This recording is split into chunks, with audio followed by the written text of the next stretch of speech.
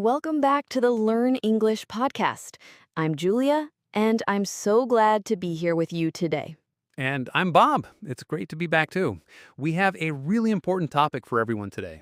We certainly do, Bob. Today, we're going to talk about something that everyone hopes they never need to use, but it's essential to know. English phrases for emergencies and stressful situations. That's right. Imagine you're traveling or even just out and about and something unexpected happens. Maybe you need help or you need to explain a problem quickly.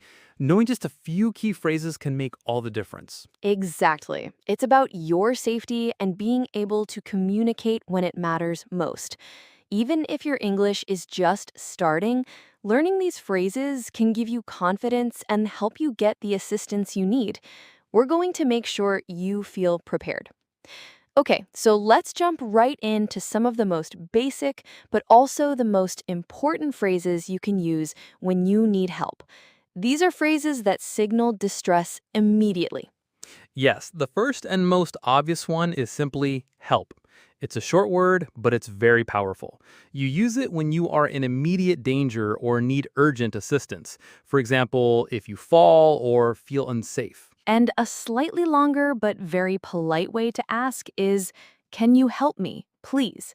This is good if you have a moment to speak and you see someone nearby who might be able to assist you. That please makes it very polite.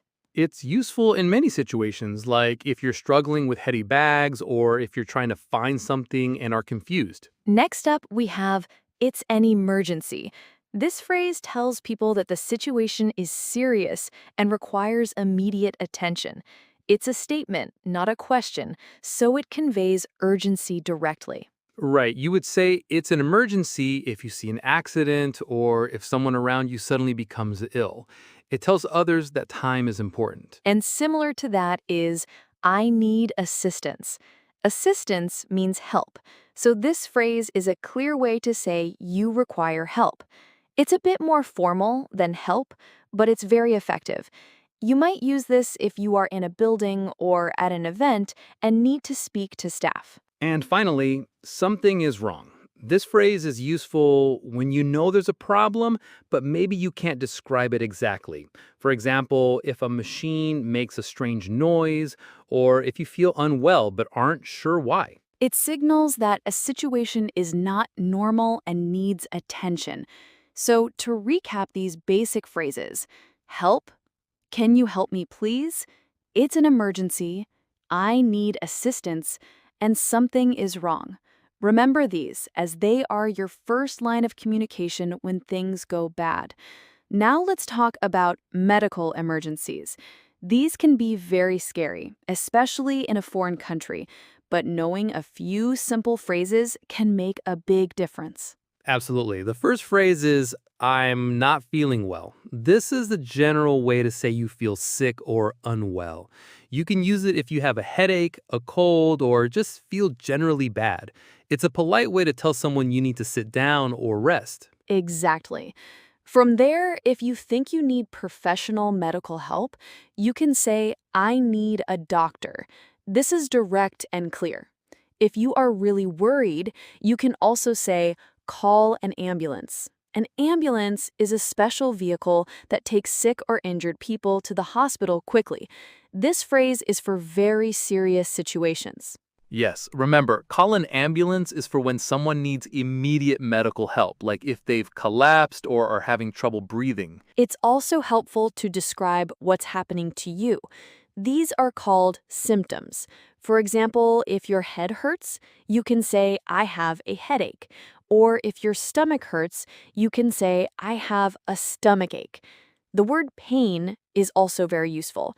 You can say, "I have pain here," while pointing to where it hurts. Another important phrase, especially if you have serious health conditions, is to mention allergic reaction. If you eat something and your body reacts badly, or if you get stung by an insect and swell up, you might be having an allergic reaction. This means your body is reacting strongly to something it doesn't like. And sometimes people feel so unwell they might faint. To faint means to suddenly lose consciousness for a short time. If you feel dizzy and like you might fall down, you can say, I think I'm going to faint. This lets people know you need immediate help and a place to lie down. So, to recap these vital medical phrases, I'm not feeling well, I need a doctor, call an ambulance, and then describing specific issues like I have chest pain or I have trouble breathing. Knowing words like symptoms, pain, allergic reaction, and faint will also help you communicate clearly in a medical crisis. Okay, so far we've talked about medical situations. Now let's switch gears a bit to another common and sometimes stressful situation: what to do if you are lost or if you have lost something important. This can happen to anyone, especially when traveling. That's right. The simplest and most direct phrase if you don't know where you are is, I'm lost. It's clear and tells people immediately that you need help finding your way. You can say this to someone who looks like they can help you, like a shop owner or a police officer. And it's also common to lose important things when you are out and about. For example, your passport, which is your official travel document, or your wallet, where you keep your money and cards, or your phone. So if this happens, you can say, I've lost my passport, or I've lost my wallet, or I've lost my phone. This tells people exactly what item is missing. Yes, saying I've lost my is very useful. It clearly states the item you are looking for. Another similar situation is when you can't find someone you are with. If you are with a friend and you get separated, you can say, I can't find my friend. This tells people you are looking for a person. That's a good one, Bob. And once you've communicated that you're lost or looking for something, you might need help figuring out your location.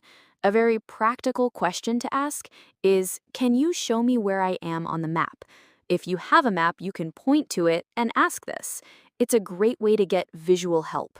It's also helpful to remember that people are usually very kind and willing to help if you explain your situation clearly. So don't be afraid to use these phrases. They are simple but very effective. Exactly. So for being lost or losing something, I'm lost, I've lost my passport, wallet, phone, I can't find my friend, and can you show me where I am on the map? These phrases will help you get back on track. Now, let's talk about more serious situations where you might need to speak to the police or other authorities. This can be a bit scary, but knowing what to say can help you feel more confident. That's true, Julia.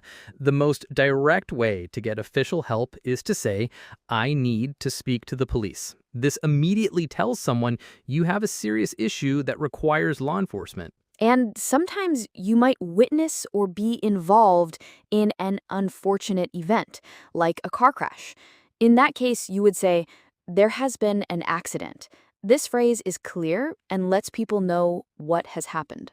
It's also important to know how to report crimes. For example, if someone takes your belongings without permission, that's called theft or robbery. If your bag is stolen, you can say, someone stole my bag. This is very direct. Yes, and unfortunately, sometimes people are hurt.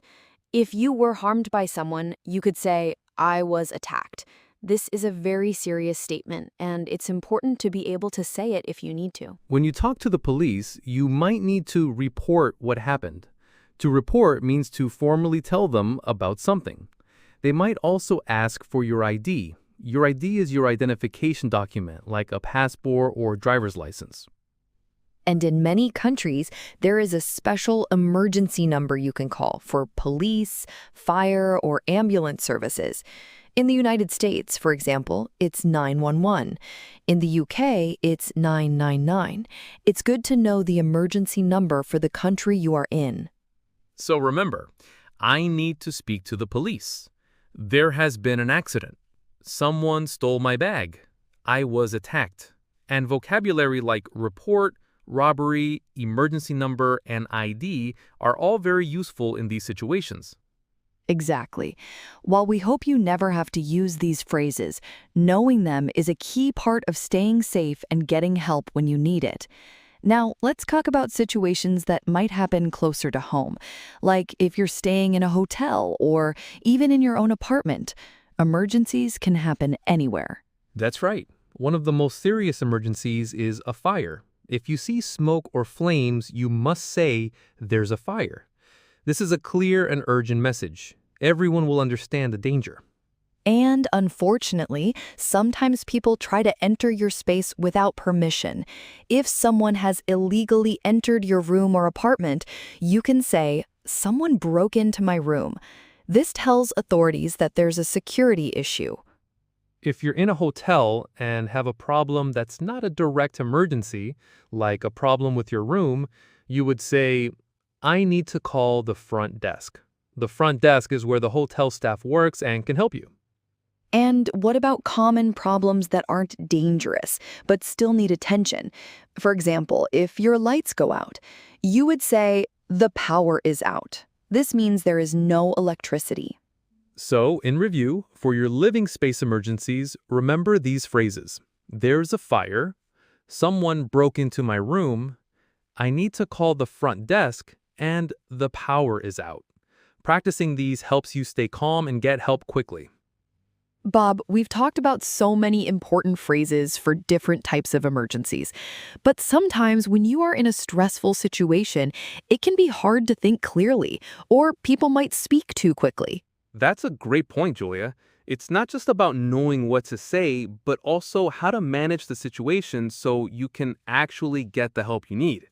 We have some phrases for staying calm and making sure you understand what's happening. Absolutely. The first one is, "Please stay with me." This phrase is important if you're feeling unwell or scared and need someone to be present with you. It's a direct request for support and presence. Another very useful phrase, especially for English learners, is, "I don't understand. Can you speak slowly?" When you're stressed or someone is talking fast, it's okay to ask them to slow down. This helps you process the information better. It shows you're trying to understand, and most people will be happy to help. And what if you need to make a call but your phone isn't working or you don't have it? You can ask, "Can I use your phone?" This is a simple and polite way to ask for a very important tool in an emergency. Remember to say please to be polite. Sometimes speaking is difficult, or you might misunderstand words. In those cases, you can ask, "Can you write it down?" This gives you a clear, visual record of important information like an address or a name. It's a practical solution when verbal communication is challenging. And finally, once the situation is over, or even during it, it's very important to express gratitude. You can say, "Thank you for helping me." This shows appreciation for anyone who assists you during a difficult time. It's a simple phrase, but it means a lot. So, to recap these important phrases for keeping calm and communicating clearly, please stay with me. I don't understand. Can you speak slowly? Can I use your phone? Can you write it down? And thank you for helping me. These are essential for managing stress and ensuring effective communication. These phrases aren't just about getting help, but also about managing your own feelings and ensuring you can follow instructions or explain your situation clearly. It's about empowering yourself in tough moments.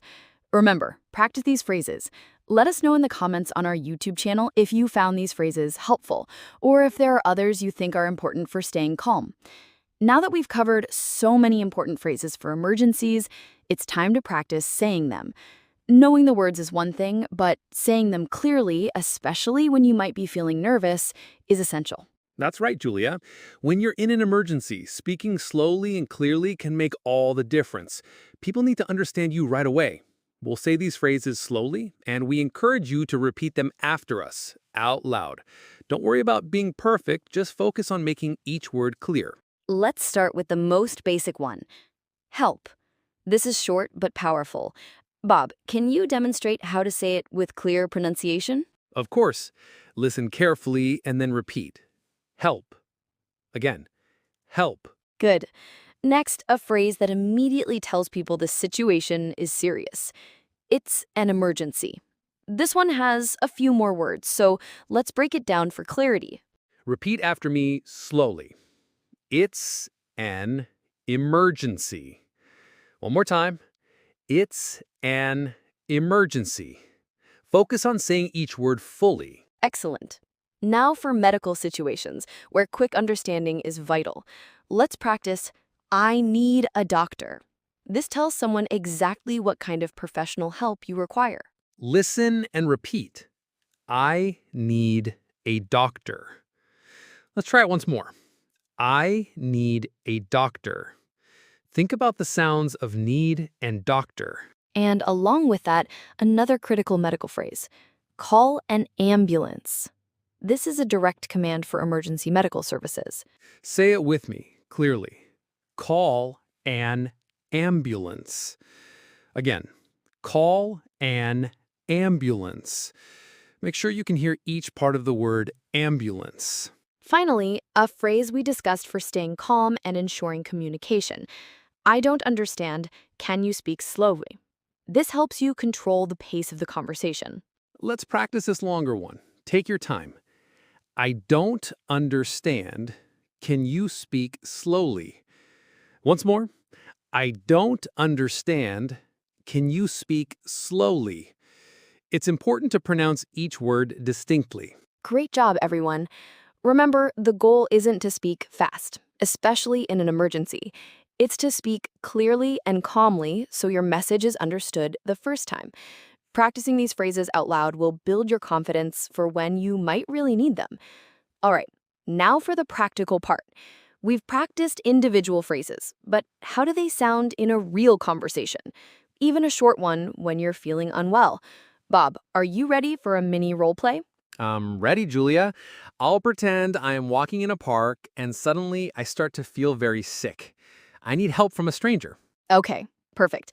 I'll be the helpful stranger you approach. Remember, the goal is to get your message across clearly, even if you feel a bit panicked. Let's begin. You're walking, and then action. Hello? I sick. Help me, please. Okay, Bob, that's a good start. You got the main idea across. But let's make it sound a little more natural and clearer for someone who doesn't know you. When you say, I sick, it's a common beginner mistake. We need a verb there. Oh, right, the verb. English verbs can be tricky. So, I am sick or I'm sick? Exactly. I'm sick is more common in spoken English. It's a contraction of I am.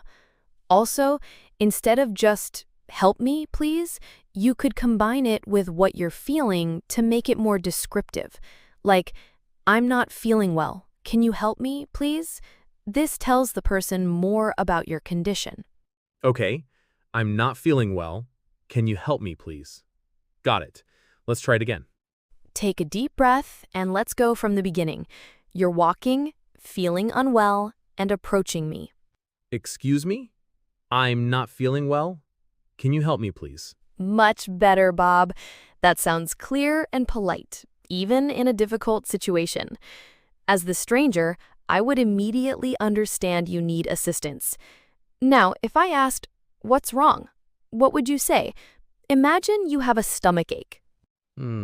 I have stomachache. Good try. We often say a stomachache with the article a before it. It's like saying a headache.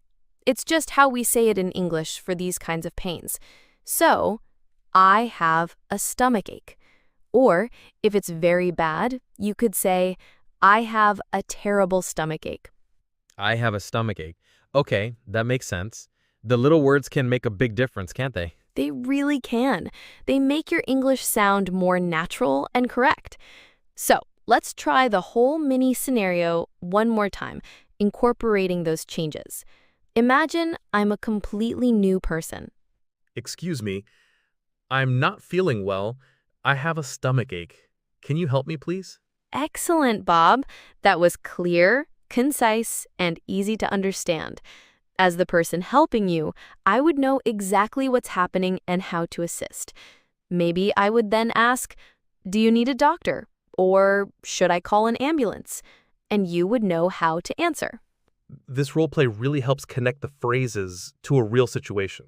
It makes me feel more confident about using them. That's the goal. Practicing these small conversations, even pretending, builds your muscle memory for speaking English under pressure. Remember, It's about getting the message across effectively. And if you don't understand what someone says to you, don't forget, I don't understand. Can you speak slowly? That's a powerful phrase for staying calm and in control. Now that we've practiced, let's quickly review everything we've learned today about emergency English. Yes, it's a lot of important information. We covered general calls for help, medical situations, what to do if you're lost or lose something, how to talk to the police, and even emergencies at home or in the hotel. And remember those vital phrases for staying calm and making sure you understand others. It's a lot, but even knowing a few can make a big difference. Absolutely. So, to help solidify these phrases in your mind, Bob, are you ready for a quick quiz? I'll give you a scenario, and you tell me the best English phrase to use. I'm ready, Julia. Let's do it. Excellent. First scenario. You suddenly feel very unwell, maybe you have a terrible headache, and you need medical help right away. What's one of the first things you might say? I would say, I need a doctor. Or, if it's really serious, call an ambulance. Perfect, Bob. Both are exactly right. I need a doctor is clear and direct. Second scenario. You're in a new city and you've realized you don't know where you are. What phrase would you use to get help finding your way? I would say, I'm lost. And then maybe, can we show me where I am on the map? That's spot on. I'm lost is essential, and asking to see a map is very practical. Okay, next one. You're in your hotel room and you smell smoke. What do you yell immediately? There's a fire. Exactly. Short, clear, and urgent. That's a phrase everyone needs to know. And finally, if someone is speaking too fast and you don't understand what they're saying in a stressful moment, what do you say? I don't understand. Can you speak slowly? That's such an important phrase, Bob. It helps you control the conversation and get the information you need. You did a fantastic job with this quiz. Thanks, Julia. It's good to practice and review. It makes me feel more confident.